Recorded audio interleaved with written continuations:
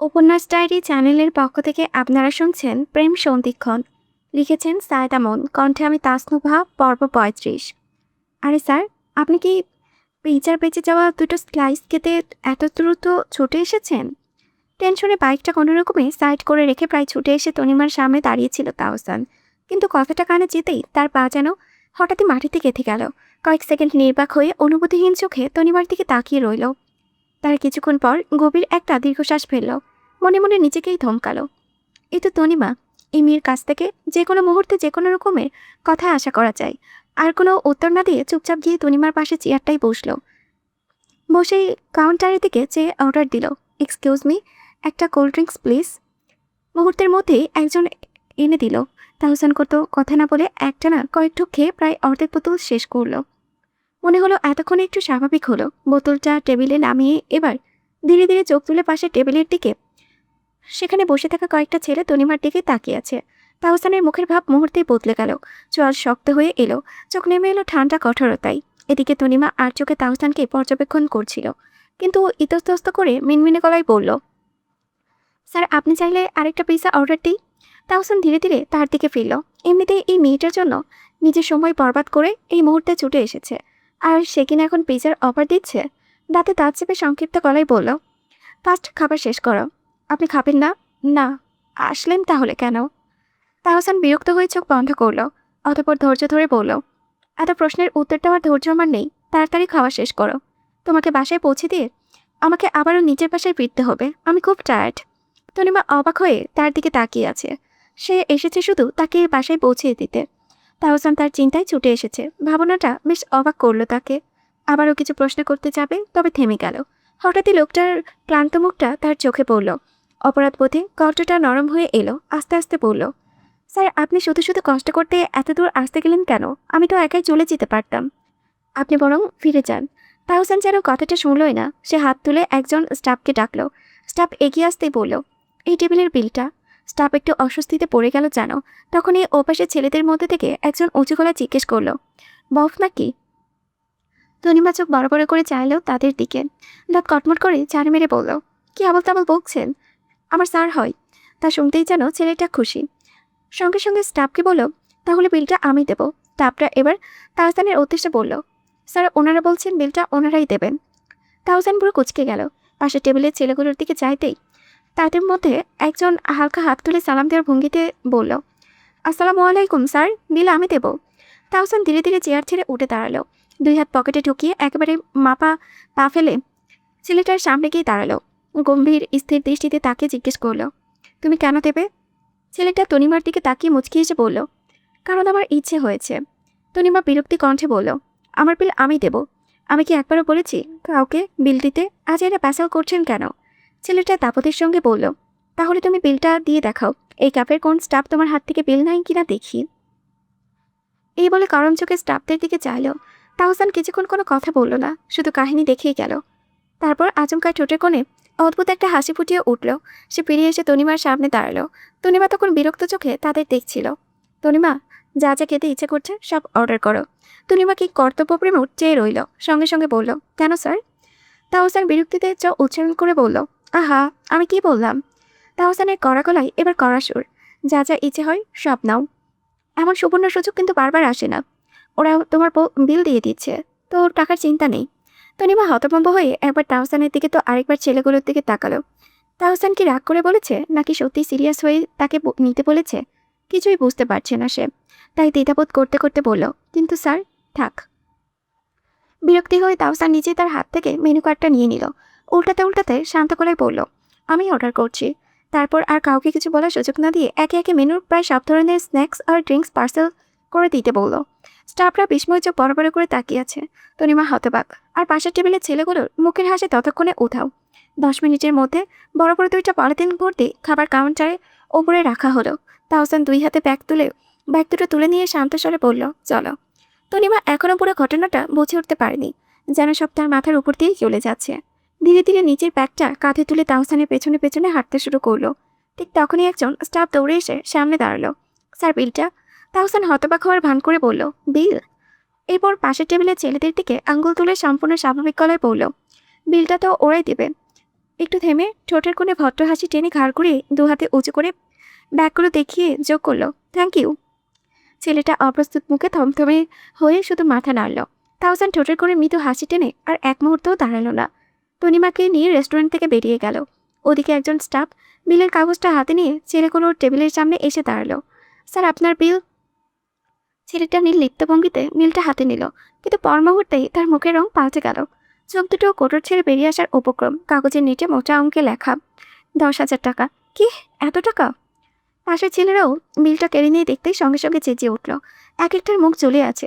তাদের হাবভাব দেখে স্টাফ বিব্রত হেসে বলল, আসলে স্যার, উনি প্রায় সবকিছু ডাবল ডাবল করে নিয়েছেন। তার উপরে আমাদের সবচেয়ে দামি স্ন্যাক্স আর ড্রিঙ্কসগুলো পার্সেল করিয়েছেন। ছেলেগুলোর মুখে একে অপরে চালাচাই করলো। কয়েক মিনিট আগের হাসিটা কোথায় যেন উধাও হয়ে গিয়েছে। তাড়াহুড়ো করে এক একটা জায়গা থেকে উঠে ছুটলা গেল বাইরের দিকে। এদিকে রেস্টুরেন্টের বাইরে এসে তাহসান ব্যাগ দুটো বাইকের সাথে ঝুলিয়ে রাখল। তারপর গাড়ি স্টার্ট করতে করতেই তারা দিয়ে বলল, ফার্স্ট ওঠো, এক্ষুনি এলো বলে। তনিমা অবাক হয়ে জিজ্ঞেস করলো, কে আসবে? ওই ছেলেগুলো। ফার্স্ট ওঠো বলছি, গর্ধব। ধমকিয়ে আর দেরি করলো না তনিমা। ভয় পেয়েই তাড়াতাড়ি বাইকে উঠল। মাঝখানে নিজের ব্যাগটা রেখে একপাশে 2 পা ঝুলিয়ে বসলো সে। ঠিক তখনই পেছন থেকে ভেসে এলো আচমকা চিৎকার, এই ভাই, দাঁড়ান দাঁড়ান, গাড়ি থামান বলছি। কথাগুলো কানে যেতেই তাহসান সংক্ষিপ্ত গলায় বলল, শক্ত করে ধরো। কথা শেষ হতেই বাইকটা গর্জন উঠল। হঠাৎই গতিতে ছুটতে শুরু করেছে। ভয়ে তনিমা তাড়াহুড়ো করে তাহসানের কাঁধ শক্ত করে চেপে ধরল। তারপর পেছনে তাকাতেই দেখলো ছেলেগুলো দৌড়ে তাদের পেছনে আসছে, কিন্তু ততক্ষণে অনেক দেরি। তাহসান বড় স্পিড বাড়িয়ে দিয়েছে। অনেকটা দূরে চলে এসেছে তারা। পেছন থেকে শুধু তাদের অসহায় ডাকটাই ভেসে আসতে লাগলো। তনিমা আর কৌতূহল সামলাতে পারল না। মুখটা তাহসানের কানের কাছে এনে জোরে চিৎকার করে প্রশ্ন করলো, স্যার, কাহিনীটা কি? তাহসান সঙ্গে সঙ্গে মুখ কুঁচকে ফেলল, ধমক দিয়ে বসলো, স্টুপিড, এভাবে কে কথা বলে? কানের পর্দা ফাটিয়ে দেব নাকি? তনিমা সঙ্গে সঙ্গে গলা নামিয়ে ফেলল। না মানে, ভেবেছিলাম আপনি শুনতে পারবেন না, তাই একটু জোরেই বললাম। আমি কি বধির? না, তা বলিনি, কিন্তু স্যার, ওরা আমাদের পেছনে ছুটছিল কেন? তাহসান আচমকাই হো হো করে হেসে উঠল। খোলা বাতাসে তার প্রাণখোলা হাসির শব্দ কানে আসতেই তনিমা চমকে উঠল। এই লোক হঠাৎ হাসছে কেন? অজান্তেই সে লুকিং গ্লাসের দিকে উকি দিল। আর ঠিক তখনই চোখে ধরা পড়ল দৃশ্যটা। বাতাসে উড়ে যাওয়া ছোট ছোট কপালের চুলগুলো, ঠোঁট ভরা নির্মল হাসি, আর সেই হাসিতে আরও উজ্জ্বল হয়ে ওঠা সুদর্শন মুখটা। এক মুহূর্তের জন্য তনিমার বুক ধক করে উঠল। এই প্রথম সে হাসতে দেখল তাহসানকে। গম্ভীর মুখ পাতিত। এই প্রথম দেখল সে। হৃদস্পন্দনে যেন অকারণে বেড়ে গেল। সে দ্রুত চোখ ফিরিয়ে নিল তনিমা। এক হাতে নিজের বুকের সাথে চেপে ধরল। এই কেমন অনুভূতি? এক অদ্ভুত অস্থিরতায় মুখোমুখি হয়ে সে আগে কখনো হয়নি। এদিকে তাহসান হাসতে হাসতে বলল, জানো, ব্যাগ দুটোতে কত টাকার জিনিস আছে? তনিমা নিজেকে স্বাভাবিক করার চেষ্টা করেও পারছে না। তাহসান যেন আজ হঠাৎ ফ্রেন্ডলি বিহেভ করছে, যা তার হজম হচ্ছে না। তবুও প্রত্যুত্তরে কোনো রকমে জিজ্ঞেস করল, কত? 10,000-এরও বেশি মেবি। মুহূর্তের মধ্যেই তনিমার সব অস্থিরতা উধাও হয়ে গেল। কথাটা যেন তার কানে নয়, সরাসরি মাথায় ভিতরে বিস্ফোরিত হলো। সে বিস্ফোরিত চোখে তাকিয়ে রইল তাহসানের পিঠের দিকে। প্রায় চিৎকার করে উঠল, কি? তাহসানের মুখভঙ্গি আবার গম্ভীর হয়ে এলো। কণ্ঠটা দৃঢ় ঠান্ডা শোনালো, অসভ্যগুলো যখন এত শখ করে বিল দিতে চাইছিল, তখন ভালো করে দিক। আশা করি এজন্য আর কোনো মেয়ের বিল দেওয়ার শখ হবে না। কথা শেষ হতেই তনিমার উচ্চস্বরে হাসির শব্দ কানে এলো। শুধু তাই নয়, মুহূর্তেই এমন একটা কাণ্ড করে বসলো যে, যা তাহসান একেবারে কল্পনা করেনি। হাসতে হাসতে সজোরে একটা চাপড় বসিয়ে দিল তাহসানের কাঁধে। আসমিক আঘাতে তাহসান হকচকিয়ে উঠল। মুহূর্তের জন্য বাইকের ভারসাম্য নষ্ট হয়ে গেল। বাইকটা এদিক ওদিকে তুলে উঠতেই সে দ্রুত হ্যান্ডেল সামলে আবার নিয়ন্ত্রণ ফিরিয়ে আনলো। ওদিকে তনিমা যেন হাসি থামাতেই পারছে না। খিলখিলিয়ে হাসতে হাসতে এবার 2 হাত দিয়ে তাহসানের 2 কাঁধে শক্ত করে আঁকড়ে ধরল। হাসির ঝুঁকুনিতে বারবার তার শরীর এসে ছুঁয়ে যাচ্ছে তাহসানের পিঠ। তাহসানের কপাল কুঁচকে আছে। স্পষ্ট অস্বস্তি ফুটে উঠল মুখে। ঘাড় সামান্য ঘুরিয়ে আবার তাকালো। দেখল মেয়েটা তার ডান হাতের শার্টের কাঁধটা শক্ত করে মুঠো করে ধরে আছে, যার ফলে বড় বড় নখগুলো আঘাত লাগছে কাঁধে। ঠিক তখনই আরেকটা চাপড় এসে পড়ল তার কাঁধে। তাহসান দাঁত চেপে চোখ বন্ধ করে নিল এক মুহূর্তের জন্য। গভীর নিঃশ্বাস নিয়ে চোয়াল শক্ত করে বাইকের হ্যান্ডেলে আরও জোরে চেপে ধরল। এবার চাপড় মেরে উচ্ছ্বাস ভরা কণ্ঠে বলে উঠল তনিমা, স্যার, আপনি তো সেরা, একদম খরাক লেভেলের সেই। এভাবেও যে মানুষকে বাস দেওয়া যায় মাথাতেই আসেনি। আগে বলতেন তাহলে আমিও আরও 2-4টা আইটেম অ্যাড করতাম। বলে আবার হেসে উঠল সে। বেচারি হাসতে হাসতে বোধহয় ভুলে গিয়েছে যাকে হাসি ঠেলায় নির্দ্বিধায় তুমদাম মারছে সে তার বন্ধু নয়, সে তাহসান। তাহসানের ধৈর্যের বাঁধ এবার শেষ প্রান্তে গিয়ে ঠেকলো। দাঁতে দাঁত চেপে কঠোর গলায় ধমকে উঠল, স্টুপিড, হাতটা আর একবার আবার কাট টাচ করলে বাইক থেকে ধাক্কা মেরে ফেলে দেবো। এক মুহূর্তের জন্য যেন হুঁশ ফিরে পেল তনিমা। হাসিটাও ঠোঁটেই শুকিয়ে গেল। দ্রুত এক হাত কাঁধ থেকে সরিয়ে আনলো। বোধগম্য হলো সে কি করেছিল। সাথে সাথে শুকনো ঢোক গিলে ফটফটে ভয়ার্ত কণ্ঠে বলল, সরি সরি স্যার, আসলে। তাহসান তাকে আর কিছু বলার সুযোগ না দিয়ে গম্ভীর স্বরে বলল, বাসার ঠিকানাটা বলো ফার্স্ট। একটু থেমে রাগে সরে চোখ করলো, নয়তো মাঝ রাস্তাতেই ফেলে চলে যাব। তনিমা তাড়াহুড়ো করে ঠিকঠাক মতো ঠিকানা বলতেই তাহসান আর একটি কথাও বলল না। নীরবে বাইক চালিয়ে নির্দিষ্ট জায়গায় এলো। তনিমা কোনটা তাদের বাড়ি দেখিয়ে দিতেই ঠিক সেই বাড়ির সামনেই বাইকটা দাঁড় করালো। ইঞ্জিন বন্ধ করে ব্যাগ দুটো নামিয়ে তনিমার হাতে ধরিয়ে দিল। এতক্ষণ যেন নিজেকে সংযত করে রেখেছিল, এবার যেন বের হয়ে এলো তার বহুল পরিচিত সেই রকচটা স্বভাবটা। এই, তুমি যে একটা মেয়ে সেটা কি ভুলে গিয়েছিলে? একা একা রাতে করে বাইরে বের হওয়ার মতো দুঃসাহস দেখানোর আগে একবারও নিজের কথা ভাবনি? এখন দিনের আলোতেও মেয়েরা নিজেদের ঘরে নিরাপদ না, আর তুমি কিনা রাত করে একা বেরিয়ে পড়েছ। একটানা কথাগুলো বললে সামান্য থামল সে। তনিবান যেন এরই অপেক্ষায় ছিল। মুঠোগুলো শক্ত করে মাথা নিচু করে নিল। নিজেকেই বকছে, কেন যে পাখির গোয়ে পা রাখতে গেল, কেন যে লোকটাকে কল করতে গেল। তাকে চুপ হতে দেখে তাহসান আরও গম্ভীর স্বরে বলল, ওই ছেলেগুলোকে দেখেছিলে? ওরা তোমার বিল কেন দিতে চেয়েছিল বলতে পারবে? তনিমা মাথা নিচু করেই রইল। ধীরে ধীরে মাথা নেড়ে জানালো সে জানে না। তাহসান তাচ্ছিল্যর হাসি এসে বলল, তোমাকে পরে রাস্তায় আটকে হেনস্থা করার জন্য বিল দিতে চেয়েছিল। আজ যদি আমি সময় মতো না পৌঁছাতাম কি হতে পারতো সেদিন তোমার কোনো ধারণা আছে? ছেলেগুলো তোমার পিছু নিত। একা গলিতে যদি পেয়ে যেত তখন কি হতো একটু ভাবতে পারছো? তনিমার শরীরের প্রতিটা লোম যেন খাড়া হয়ে গিয়েছে। তাহসানের একটা কথাও মিথ্যে নয়। আসলেই তো, আজ যদি ছেলেগুলো তার পিছু নিত সে একা কি করতে পারতো? মোবাইলের ওপাশ থেকে আমি বুঝতে পারছিলাম ওরা তোমার সঙ্গে খারাপ উদ্দেশ্যে কথা বলেছ, আর তুমি সামনে দাঁড়িয়ে থেকেও সেটা বুঝতে পারোনি। তাহসানের কণ্ঠ এবার স্পষ্ট ক্ষোভ। তনিমা ভয়ার্ত গলায় এবার মুখ খুলল, সরি স্যার, আসলে এত কিছু চিন্তা করিনি। দাঁতে দাঁত চেপে তাহসান বলল, আমাকে সরি বলে কি হবে? আমার কিছু হতো নাকি? যা হওয়ার তোমারই হতো। তুমি এই ঝুঁকির মধ্যেই পড়তে, আমি না। এর মধ্যেই তাদের কথায় শব্দে বাড়ির দারোয়ান গেট খুলে বাহিরে বেরিয়ে এলো। তনিমাকে বাহিরে দাঁড় করিয়ে থাকতে দেখে অবাক হয়ে বলল, আরে তনিমা আপা, আপনি বাইরে কি করেন? প্রশ্নটা শুনে তাহসানের জমে থাকা বিরক্তিতে যেন নতুন লক্ষ্য মিলল। সে ঘুরে সরাসরি দারোয়ানের দিকে তাকালো। তাকে ওপর থেকে নিচ অব্দি দেখে নিয়ে জিজ্ঞেস করলো, মাহারাতান? ছেলে সঙ্গে সঙ্গে বুক উঁচু করে বলল, হ্যাঁ, আপনি আমার তনিমা আপার সঙ্গে এভাবে চিল্লিয়ে কথা বলছেন কেন? তাহসান দু হাতে পকেটে গুছে তার দিকে সম্পূর্ণ ফিরল। তনিমা ঢুকিলে চাইল বেচারার দিকে। এখন তাকে যে ধুয়ে দিবে তা জানা কথা। ও, তুমি সেই গুণধর ব্যক্তি যাকে আঙ্কেল আন্টি বলে যায়নি তনিমার খেয়াল রাখতে? লোকটা শক্ত কণ্ঠে বলল, কইয়া গেছে, কিন্তু আপনি কে? তাহসানের কণ্ঠ আরও চওড়া হয়ে উঠল, আমি কে সেটা গুল্লি মারো। তুমি কেমন দায়িত্ব পালন করেছো শুনি? জলজান্ত একটা মেয়ে রাত করে বাড়ির বাইরে চলে গেল, আর তুমি টেরও পেলে না? গেটে কি তোমাকে বসিয়ে রাখা হয়েছে মশা মারার জন্য? কিং কর্তব্য প্রিমোট হয়ে লোকটা চাইলেও তনিমার দিকে, তার উপরে চোখে গেল তার হাতের দিকে। অবাক সরে জিজ্ঞেস করলো, তনিমা আপা, আপনি বাইরে গিয়েছিলেন, কিন্তু কেমনে? তনিমা জোরপূর্বক হাসার চেষ্টা করলো। ডানে বামে দুদিকে এগিয়ে দারোয়ান ছেলেটিকে ফিসফিসিয়ে বলল, এখন চুপ থাকেন ভাই, নিচে ঘাড়ে দোষ চেপে সরি বলে আমাকে বাঁচান আগে।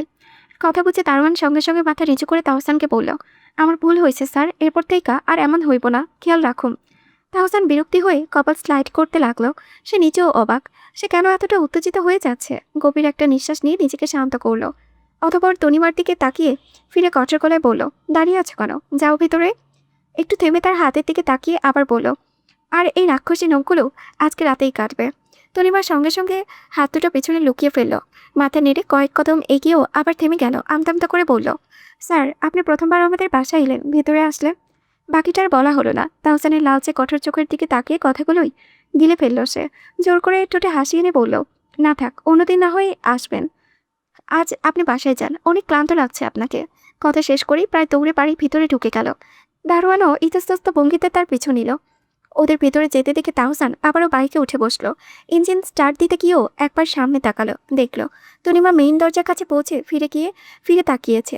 তাহসান হাত তুলে ইশারা করলো, ভেতরে যাও। তনিমাও বাধ্য মেয়ের মতো মাথা নেড়ে ব্যাগ থেকে এক্সট্রা চাবিটা বের করলো। দরজা খুলে ভেতরে ঢুকে গেল।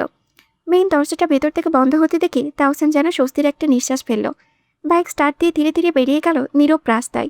হেডলাইটের আলোয় আর রাতের আধার চিরে লম্বা একটা রেখাইকে সামনে এগিয়ে চলেছে, কিন্তু পথের অর্ধেক যেতেই হঠাৎ ব্রেক কষে রাস্তার একপাশে থামিয়ে দিল বাইকটা। ইঞ্জিনটা তখনও চলছে। তাওসানের দু হাতে হ্যান্ডেল শক্ত করে ধরে কয়েকবার গভীর শ্বাস নিল। বুকের ভেতরটা যেন এখনও অদ্ভুতভাবে ধুকপুক করছে।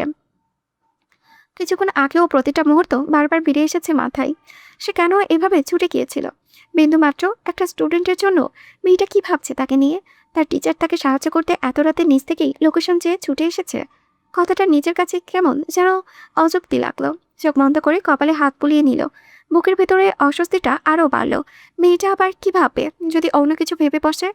এসবেই তাকে অস্থির করে তুলেছে। আর ভাবতে পারল না। মুহূর্তের মধ্যেই পকেট থেকে মোবাইল বের করলো সে। হোয়াটসঅ্যাপ খুলে কয়েক সেকেন্ড স্ক্রিনের দিকে তাকিয়ে রইল। অতঃপর লিখল, তুমি একবার আমাকে মৃত্যুর পর থেকে বাঁচিয়েছিলে, তাই তোমার বিপদে সাহায্য করাটা আমার দায়িত্ব মনে হয়েছিল। এর বাইরে উল্টাপাল্টা কিছু ভাববে না। মেসেজটা পাঠিয়ে কিছুক্ষণ স্ক্রিনের দিকে তাকিয়ে রইল। অদ্ভুতভাবে বুকের ভেতরে চাপটা যেন খানিক হালকা হয়ে গেল। মোবাইলে পকেটে রাখলো, তারপর আবারও বাইক স্টার্ট দিয়ে নিজের বাসার উদ্দেশ্যে রওনা হলো। ওদিকে ঘরে ঢুকে মেসেজের সাথে মোবাইলটা হাতে নিল তনিমা। তাহসানের পাঠানো বার্তাটা পড়ে প্রথমে কয়েক সেকেন্ড চুপ করে রইল। তারপর নাকমুখ কুচকে বিড়বিড় করে বলল, আমি এবার কি উল্টাপাল্টা ভাববো? একটু থেমে ঠোঁটের করে অজান্তেই চিকন একটা হাসি ফুটে উঠল। স্যারের হাসিটা মারাত্মক। উফ, রাফির বাচ্চা! থাপ্পড় জিনিস এক থাপ্পড়ে 360 ডিগ্রি অ্যাঙ্গেলে ঘুরিয়ে দেব।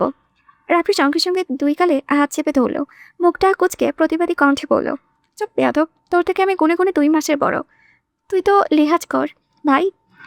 ফারিন চোখ রাঙিয়ে তেতে উঠল। লেহাজ মাই ফুড? তুই নিজেরটা খেয়েছিস? খেয়েছিস? আমার পুচকায় হাত দিলি কেন? রাফি নির্বিকার মুখে কাছে কালো মাসুম কণ্ঠে বলল, আরে ভাই, তোর খেতে সময় লাগছিল তাই একটু হেল্প করলাম। তোকে আমি একবারও বলেছি আমাকে হেল্প করতে? যা সর সামনে থেকে, রাক্ষস একটা। কথাটা শুনেই রাফির মুখটা হাসিটা মিলিয়ে গেল। আর কোনো প্রতিবাদ না করে সে দীর্ঘায়ু ফুচকার স্টল ছেড়ে বেশ খানিকটা দূরে গিয়ে দাঁড়ালো। মুখটা গভীর, চোখে মুখে অস্পষ্ট অভিমান। তাহিয়া, মেহেরিন, তনিমা তিনজনে একে অপরের মুখের দিকে তাকালো। ফারিনও খাওয়াটা খানিকটা অপ্রস্তুত হয়ে তনিমার মুখে ফুচকা পুড়তে পুড়তে বলল, ভাই, ওকে সত্যিই রাগ করলো? মেহেরিন সেদিকে তাকিয়ে বলল, মনে তো তাই হচ্ছে। তাহিয়া এবার ফারিনকে ধমকালো, একটা ফুচকাই তো নিয়েছে, তাই বলে এভাবে বলতে হয় নাকি? বেচারা সত্যিই কষ্ট পেয়েছে। ফারিন নাক ফুলিয়ে বলল, একটা গুনে গুনে 3টা কপাকপ খেয়ে নিয়েছে। আর আমি কিছুই বলবো না? তোর থেকে নিলে তুই কি করতি? তাহিয়া ঠোঁট বাঁকিয়ে বলল, আমি তো ঠাস করে একটা লাগাতাম। তাহলে আমার বেলায় এত শুনল না কেন? দুজনে আবারও নতুন করে তর্ক পেতে যেতেই মেহরিন বিরক্ত হয়ে বলে উঠল, আরে ভাই, তোরা আবার শুরু করবি নাকি? থাম তো। ওই বেটা রাগ করে বেশিক্ষণ থাকতে পারে না, একটু পরেই বেহারের মতো নিচে চলে আসবে। এই ভেবে চারজন আবারও নিজেদের মতো গল্প করতে করতে ফুচকা শেষ করলো। কিন্তু আশ্চর্য, রাফি আর ফিরল না। এবার সবারই একটু খারাপ লাগতে শুরু করলো। একজন আরেকজনের দিকে তাকিয়ে শেষমেশ আরেক প্লেট ফুচকা নিয়ে চারজনই কাছে গেল। ফারিন প্লেটটা এগিয়ে দিয়ে গাল ফুলিয়ে বলল, রাগ করার কি আছে, নে যত ইচ্ছে খা। রাফি মুখ ফিরিয়ে অভিমানী গলায় বলল, দরকার নেই, তুই খা। তনিমা তার কাজ চাপড়ে মেরে বলল, এত ঢং না করে খেয়ে খেয়ে নে তো। কথাটা শুনে রাফি মুখটা কেমন যেন ভেঙে গেল। চোখ দুটো মুহূর্তেই ছলছল করে উঠল। এই, আমার অভিমানীটা তোদের ঢং লাগছে? যা, তোদের কাউকে লাগবে না, কাউকে চাই না, সর। তার হঠাৎ এমন অভিমান দেখে সবাই কিং কর্তব্য প্রেমোট। তনিমা হকচকিত হয়ে তড়িঘড়ি করে কাঁধে আস্তে আস্তে ঘষে দিতে দিতে বলল, আরে তা না, আমি ওইভাবে বলিনি, এমনি বলেছি। মেহরিনও সায় দিল, হ্যাঁ রে, দনি তো মজা করে বলেছে, তাই বলে খেতে দিবি নাকি?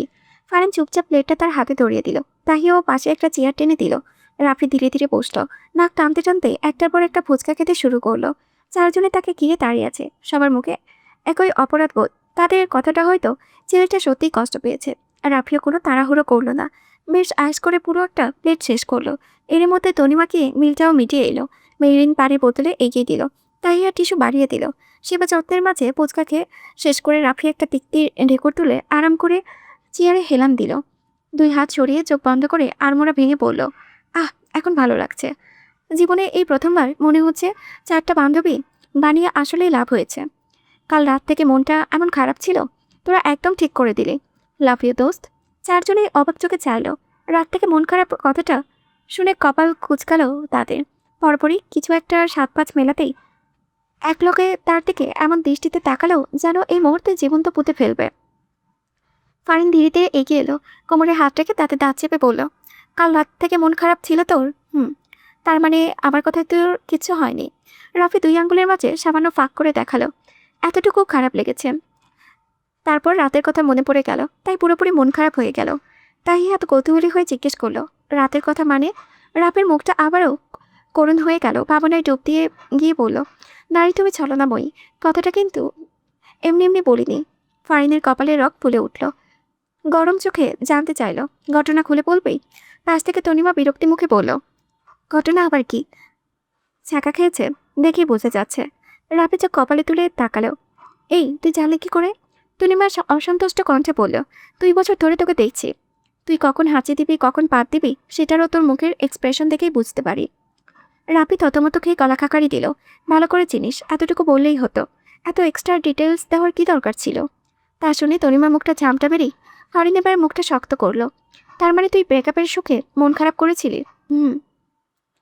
মেহেরিন অসহায় কণ্ঠে বলল, আর আমরা ভাবছি ফারিনের কথায় কষ্ট পেয়েছিস। কথা শেষ হতে না হতেই ফারিন বজ্রকণ্ঠে চিৎকার করে উঠল, ধুর শালারে, উল্টো চুলিয়ে পেট থেকে সব বের করবো। 1 সেকেন্ডও দেরি করলো না রাফি, চেয়ার ছেড়ে ভোদর, তার পেছনে ফারিন, তারপর তাহিয়া, তনিমা আর মেহেরিন।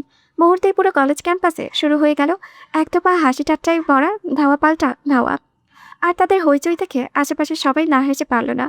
আজ শেষ হলো তাদের বহুল প্রতীক্ষিত এইচএসসির জীবনের অধ্যায়। আজই ছিল শেষ পরীক্ষা। পরীক্ষা শেষ হতেই কেন্দ্র থেকে সোজা সবাই চলে এসেছে কলেজে। পরিকল্পনাটা ছিল মেহেরিনদেরই, এই কলেজ ড্রেস পরেই হয়তো আর একত্রিত হওয়া হবে না। এই জন্যই শেষবারের মতো সবাই একসঙ্গে কিছুটা সময় কাটাবে কলেজে। হোয়াটসঅ্যাপ গ্রুপে আগে সব কিছু হয়ে গিয়েছিল, তাই একে একে পরীক্ষা শেষে প্রায় 2 ক্লাসই হাজির হয়েছে সেই চিরচেনা কলেজ প্রাঙ্গণে। রাফি ছুটে এসে ধপ করে বসে পড়ল মাটিতে। তার দেখা দেখি বাকিরাও হাঁপাতে হাঁপাতে বসে পড়ে গেল।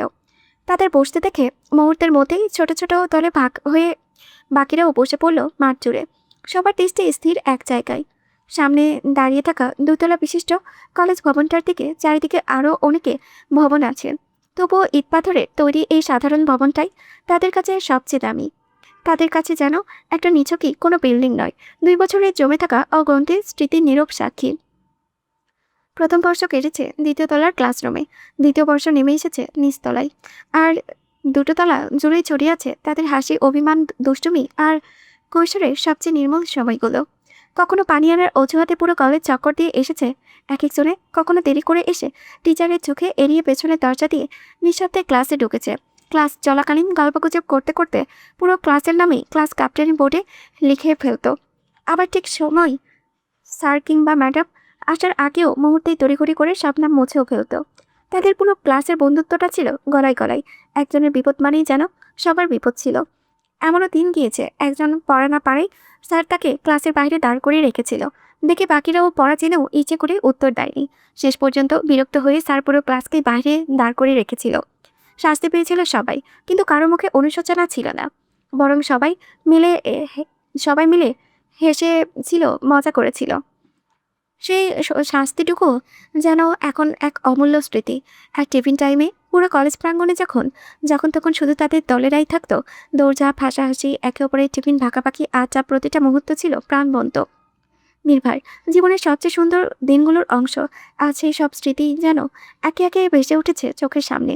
মনে হচ্ছে এই তো সেদিন প্রথম দিন কলেজে এসেছিল তারা, একে অপরের সাথে পরিচিত হচ্ছিল। অথচ দেখতে দেখতে 2টো বছর কি অবিশ্বাস্য দ্রুততাই ফুরিয়ে গেল।